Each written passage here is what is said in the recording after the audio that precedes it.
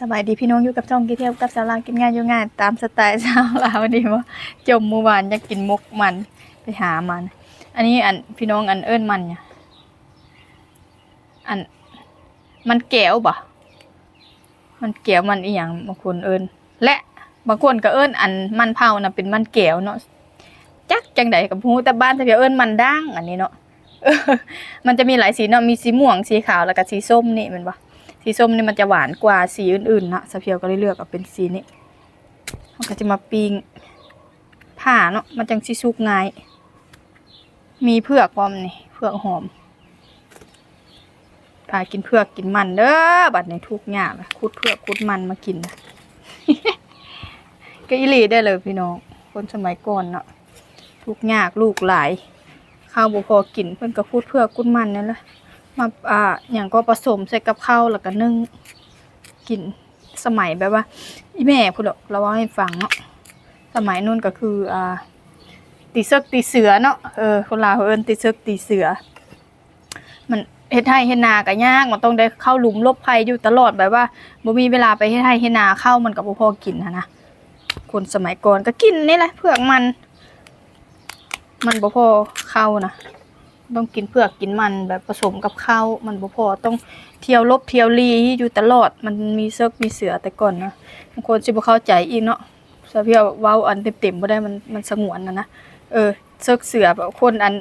อันไทยอีสานเพิ่นก็สิเข้าใจอยู่ดอกซะเพียวบ่อยากเว้าชื่อเต็มมันสิผิดกับคนสมัยก่อนนะเนาะมีเวลาให้เฮ็ดสวนเที่ยวแต่มาแล้วยนต์มาแล้วลี่แล่นเขาทำเขาหยังมันเลยแบบว่าเขายากมากแพงเนาะสมัยแต่ก่อนเพิ่นก็จะฮู้ว่ามันเขาน้ำสปาบ่มีให้ซื้อบ่มีอันหยังให้หยังดอกต้องหาคุดเผือกคุดมันกิน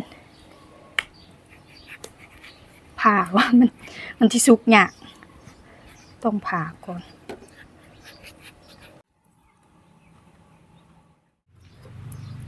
ปิ้งไปเรื่อยๆพี่น้องน้ำสุกอยู่ได้ปิ้งมกใช้ขี้เถ้ามาจากอันนั้นเฮาบ่มีขี้เถ้าก็เลยปิ้งแบบนี้เนาะ แบบนี้ก็ได้ให้กันล่ะ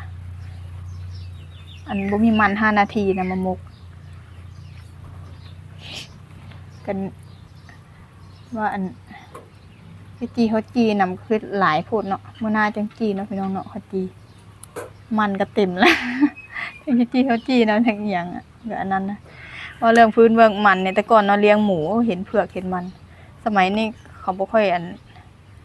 เลี้ยงกันแล้วอยู่บ้านนี่แบบแต่ก่อนเขาเลี้ยงหลายมื้อนี้ก็เลี้ยงอยู่ก็บ่หลายหมูกี้นะพี่น้องหมูดำหมูกี้แต่ก่อนหั่นล่ะถ้าเพียวก็เลี้ยงแต่ก่อนนะโอ้ยเลี้ยงหมูก็ได้รถลาก็บ่มีเนาะทุกข์ยากย่างไปว่าไกลๆไปขุดเอามันมาเลี้ยงหมูไปย่างไป มองมันที่เขาแบบว่าทิ่มแล้วมันเหือนะพี่น้องมันเหือคือมันเก่าที่เขาบ่ได้เอาแล้วมันเกิดขึ้นเองไปขุดมาแล้วมาเลี้ยงหมูมันจะอ้วนเด้เนาะแล้วก็ประหยัดหำก็คือหำก็ต้องได้ซื้อหำอยากประหยัดเขาก็ต้องไปหาเผือกหามันแล้วมาต้มให้มันกินผสมหำมันจังแบบลดปริมาณของหำลงนะมันจะบ่เปลืองหำปานใดเพียวก็ย่างไปบ่ใกล้ๆไปขุดมาเป้มาแต่ละมือเลี้ยงหมูก็ลำบากแต่ก่อนนะก็ว่าเฮ็ดหยังก็ลำบากบ่มีรถมีเรือเนาะคือว่าแหละมีไปใส่ก็มีแต่ย่างถ้าเพียวเฮาเลี้ยงเองเด้มีหมูตัวเดียว แต่ก่อนมีหมูหลายตัวกับแม่เราจับขายเลยอย่างถ้าเพียวก็จำบ่ได้แล้วเนาะก็มีหมูตัวเดียวซะเพียวแพงเนาะแพงมันเลี้ยงแต่น้อยจนใหญ่มันก็ใหญ่แบบซ้ำใดซ้ำหนึ่งแล้วซะเพียวก็เป็นคนที่เลี้ยงเองดูแลเองนะกับไปเป้เผือกเป้มันมาต้มเลี้ยงมันแล้วก็มื้อนึงเนาะบัดนี้ไม่เท่าซะเพียวเราเสียนะพี่น้องซะเพียวก็อายุเท่าใด13 14บ่ประมาณนั้นแหละเพียวก็จำบ่ได้ละไม่เท่าแต่เพียวเสียแล้วก็เจ้าก็ บ่มีหยังเอ็ดให้แขกให้คนมานะก็เอาหมูแต่เพียวแหละมาเอ็ดให้เขากิน จะเพียเราบ่จักบัดนี้ก็จะเอามาเฮ็ดให้กินบ้างไหมบ่จักก็ค่ำมาจะเพียวก็ต้องงันเอ็ดอาหารให้มันกินต้องเอาห้ามเอาหยังเอาไปเกลือมันนะพี่น้องมันมีตัวเดียวอยู่ในคอกก็ห่างจากเฮือนนี่ดอกอัน เฮ็ดคนอาหารเนาะสิเอาไปให้มันนั่นแหละอันไปหาเบิ่งแล้วบ่มีเอ้า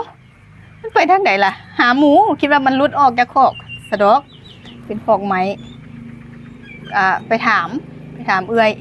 อันเห็นหมูเฮาออกมาอยู่บ่คือว่าบ่เห็นว่าซั่นอันกระเจ้าที่จริงเขาก็บ่จะบอกตะเพียวแหละเพราะว่าฮู้ว่าเป็นหมูตะเพียวย่านตะเพียวอันบ่ให้อันเฮ็ดหั่นนะอันเอื้อยแล้วว่าเด้เขาคั่วอยู่พุ่นเดียวว่าซั่นตายให้ตะเพียวนะก็คือเป็นคนที่แบบว่าอันเลี้ยงอย่างละแพงเป็นชีวิตจิตใจนะตะเพียวเป็นคนอันแพงสัตว์ขี้สงสารเนาะผู้เขาอันเอามาเฮ็ดให้อันใส่อันให้แขกให้คนกินว่าซั่นให้ตะเพียวนะให้เพราะว่าเขาเลี้ยงด้วยน้ำพักน้ำแรงเขาเนาะก็คืออันทุกอย่างไปเป้มันมาให้มันกินหะนะแต่เพียวแพงเฮ้ยมันมีตัวเดียวฮั่นเอาไปเฮ็ดกินจ้ะก็คือครอบครัวทุกอย่างก็คือบ่มีเงินอันไปซื้อเนื้อยูเนื้อกินมาให้เพิ่นอันกินเนาะเพราะว่าแขกไปไทยมาเพิ่นมาอันนั้นนำมากินมาทานนำเนาะเขาก็ต้องแบบมีแนวกินเลี้ยงเพิ่นนะบ่มีเพิ่นก็เอาหมูตะเพียวแล้วมันก็คือแบบว่ากำลังใหญ่กำลังอันหมูห้ามๆหั่นนะกำลังใหญ่ให้ตะเพียวก็บ่ยอมกินเลยได้หมูนั่นนะถ้าตะเพียวได้แพงแล้วตะเพียวบ่กินเลยอีต้นมันนั่นแหละอันเอื้อยกับอันน้ำตาก็นำเห็นตะเพียวอันนั้นเพราะว่าเขาก็เห็นว่าตะเพียวนั้นเลี้ยงเองเนาะก็ดูแลเองทุกอย่างไปหาเพื่องามันให้มันกินก็คือแบบว่า สุดท้ายแล้วก็นั่นแหละเขาก็เข้าใจอยู่เพราะว่ามันจำเป็นเนาะพี่น้องเนาะมันบ่มีเนื้ออยู่เนื้อกินเอ็ดให้แขกเพิ่นกินเขาก็ต้องแบบจำเป็นนะนั่นแหละชีวิตตนยังน้อยเฮ็ดเบิดทุกอย่างเป็นเบิดโอ้ยมันบ่มันทานคือแห้งแท้นะ ยังบ่ทันได้อันทางในบ่ทันได้สุกทางนอกไหม้ก่อนล่ะเดี๋ยวเฮาจังสิว่าแกะออกก็ได้เนาะทางนอกเดี๋ยวเอาอันขี้เถ้าใส่ก่อนแล้วก็ว่าเรื่องเผือกเรื่องมันคนสมัยก่อนเขาแห้งปลูกไว้แบบว่ากินแทนข้าวก็มีก็คือสเปียว่าก็ถ้าเอิ้นก็ให้เข้าใจกันง่ายก็สงครามสมัยก่อนหั่นนะคนลาวเอิ้นซึกเสือเนาะ บางคนที่งงว่าเอ้าซึกเสือหมายถึงหยังนะสงครามหั่นแหละแต่คนลาวเพิ่นเอิ้นนะตีซึกตีเสือเพิ่นเอิ้นจังซี่ก็คืออันเขาอีแม่สมัยก่อนเราเว้าให้ฟังกำลังกินข้าวบ่ายมะขามเปียอยู่พี่น้องอีแม่นะแล้วก็ตอนกลางเว้นนี่แหละแล้วนั่งกินข้าวบ่ายมะขามเปียอยู่อันคันใดหั่นอันตั้งแต่เรายังเป็นสาวพู้นได้แต่สมัยอยู่บ้านเก่าแล้วพู้นเราเว้าให้ฟังสมัยเราเป็นสาวก็จะได้ยินเสียงยนต์ก็สิบ่เข้าใจอีกเนาะเครื่องบินเครื่องบินสมัยก่อนคันมาแล้วเนาะถ้าว่าได้ยินเครื่องบินมานี่เขาจะแตกตื่นรถคนมาแล้วอันศัตรูหั่นนะพี่น้องมาแล้วสิมาทิ่มระเบิดอีหยังหั่นล่ะไปเด้อบัดนั้นมีอันอีตานึงแล่นมาอันอีแม่นั่งกินข้าวอยู่หัวคันไดกำลังบ่ายมะขามเปียกไปเด้อโยนมาว่าซั่นแล่นอีแม่แล่นลงตะฟังมันจะมีตะฟังน้ำอีหยังละมันเป็นตะฟังแบบว่ามีต้นไม้มีหยังให้ลีให้ลบอีแม่เราก็แล่นหัวซุกหัวซนแล่นลงไปอันนั้นเพียงแต่ก็จะบ่ได้มาอันที่ระเบิดเขาขี่ไก่ซื่อก็จักแม่นอันโยนอีหยังแล้วก็ยังบ่ฮู้แต่ก็เห็นก็แล่นไว้ก่อน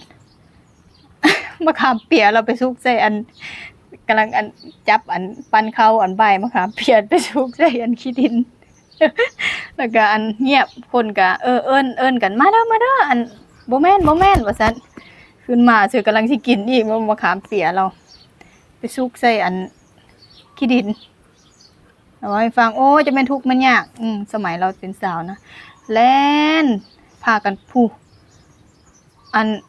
ไปลีหาพี่น้องก็คือคนนั้นไทบ้านเนาะบ่มีมองลีผู้ไปหาอยู่ในถ้ำเขาถ้าบ้านอันสมัยก่อนเนาะก็จะติดผู้ติดผาแต่พี่น้องมันจะมีถ้ำอยู่กับผู้ไปนอนอยู่ถ้ำ2-3 มื้อบางเทื่อเสือเขาเข้ามาตีหาก็คือศัตรูหั่นน่ะ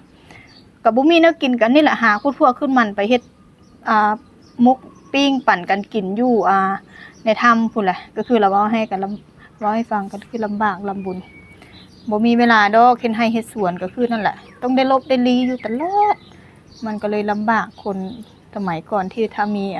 พวกสงครามนี่เนาะพี่น้องก็คือมื้อนี้เฮาก็สิ กินมันได้มื้อนี้ก็ได้คืออยากกินอันแต่เมื่อวานแต่ว่ามื้อนี้นั่นมันบ่ค่อยหนาวคือเมื่อวานนี่จะหนาวกว่ามื้อนี้เพราะว่าอันเมื่อวานบ่มีแดดเนาะมื้อนี้เพิ่นมีแดดก็ว่าไข้ขึ้นแน่แต่ว่านั่นแหละมันก็บ่หนาวปานใดคือเมื่อวานนี้หนาวมื้อนี้ดีเติบอยู่ เบิ่งมันก่อนพี่น้องไหม้เบิดถ่านก็ได้แห้งก็ได้ทั้งในทันสุกทั้งนอกไหม้ล่ะพริกดูเอากินทั้งในดอกบ่ได้กินทั้งนอกอัน บ่ได้อันมีหยังหลายมากมายเลยคลิปนี่อันเมาส์มอยหอยสังแล้วก็ ปิ้งเผือกปิ้งมันเฮ็ดแต่แนวกินหลายกะสิอ้วนเนาะพี่น้องเนาะกินแนวอื่นแหน่กินมันแทนข้าวมื้อนี้กินมันนี่ก็อิ่มแล้วบางเทื่อก็ได้ตอนแรงบ่ต้องกินอาหารหนักหลายมันสิอันตุ้ยบางคนว่าหุ้นเจ้าดีอยู่แล้วสิไปลดให้หยังไว้แห่งดีแล้วแห่งจักดีตื้มเนาะบ่ได้ลดดอกเพียงแต่เฮาควบคุมอาหารการกินนั่นน่ะก็คือแบบว่าตอนแรงอยากกินหลายอะนะอันหุ่นดีก็บ่ได้แปลว่าสิบ่อ้วนได้พี่น้องก็อ้วนคือเก่าได้แต่ก่อนจะเพียวแห้งกินหยังก็บ่เคยอ้วนเนาะนั่นแหละค่ะว่าตอนเฮายังนุ่มยังน้อยอยู่น่ะระบบเผาผลาญเฮาดีถ้าเฮาอายุหลายขึ้นมาน่ะมันระบบเผาผลาญมันจะลดลงแล้วมันก็จะอ้วนง่ายแต่ก่อนน่ะจะเพียวเซิ้นกินหยังกินเข้าไปบ่เคยอ้วนก็เจ้ายังสะอ่อนว่าบ่เคยอ้วนบัดอันคุมื้อนี่หั่นรู้สึกว่า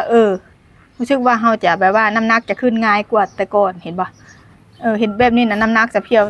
54ผู้ใดพี่น้องเด้อบ่ได้ธรรมดาเด้อค่ะเบิ่งคือว่าน้อยๆแต่จะเพียวนักกระดูกจะเพียวเป็นคนกระดูกใหญ่เนาะ นักเนื้อกับนักกระดูกมันต่างกันเด้ นักกระดูกนี่นักกว่าเนื้อได้54กิโลผู้เด้อนี่ธรรมดาเด้อนี่ยังอีก6โลก็ฮอด60ผู้ได้นี่นะธรรมดาเด้อแต่เพียวบ่ได้จ้อยได้คือว่าเจ้าของอ้วนกว่าแต่ก่อนน่ะ49 50น้ำหนักเดี๋ยวนี้นั่นขึ้นหลายละเห็นบ่ตะเพียวก็เลยต้องควบคุมอาหารบ่แม่นว่าเฮาหุ่นดีแล้วเฮาสิบ่ควบคุมมันบ่ได้เพราะว่าเฮาเริ่มอายุหลายแล้วระบบเผาผลาญเฮามันบ่ได้ดีคือแต่ก่อนแล้ว โอ้ยเว้าหลายนำมื้อนี้เว้าเมามอยกันปิ้งไปก่อนพี่น้องเอ้ยจักหน่อยพุ่นล่ะมันนานสุกต้องแบบว่าค่อยๆไหม้เลยไฟแห้งโพดนี่แหละโบราณเขาว่าปากกำกินมันมก พยามันก็ได้แลแจงแปง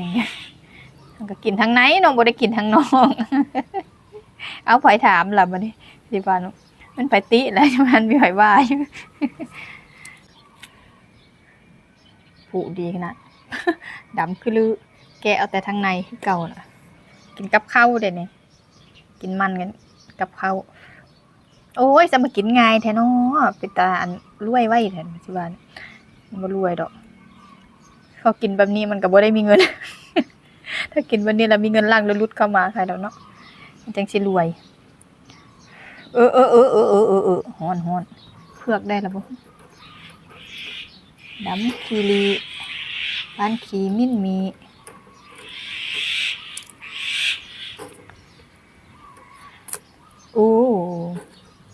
ลุบลงเลยได้ละเผือกกับป้าที่โถพี่น้องอันนี้มันอันด่างกับเผือกเลยนี่มากินแบบนี้ มาใส่กับข้าวแบบนี้เนาะผสมกันเลยจังสิตัวยังน้อยมากินจังสิเนาะ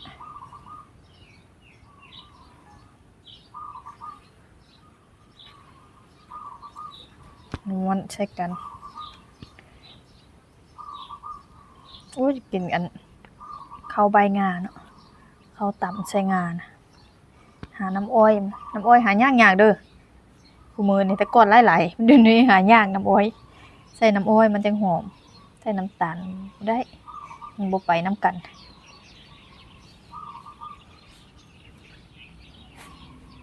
ข้าวนวลเผือกนวลมัน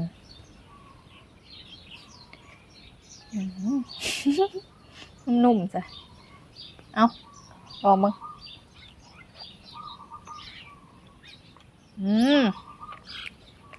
แซ่บหอมเผือกแน่แซ่บสวย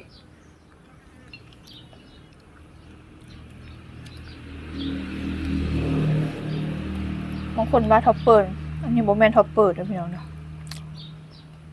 แมวเนี่ยข้างเหือนเนี่ยมันมาอยู่น้ำสะเพียวมันเกิดลูกได้นี่นะก็ลูก2 ตัวมันเกิดน้ำสะเพียวมาเป็นแมวสะเพียวเลยตายก็ลูก2 ตัวแม่ลูกอ่อนนั่นนี่พี่น้องใครเคยกินแบบนี้คอมเมนต์มาแซ่บนะพี่น้องกันพี่น้องนี่แหละมื้อนี้พามามกเปลือกมกมันแล้วก็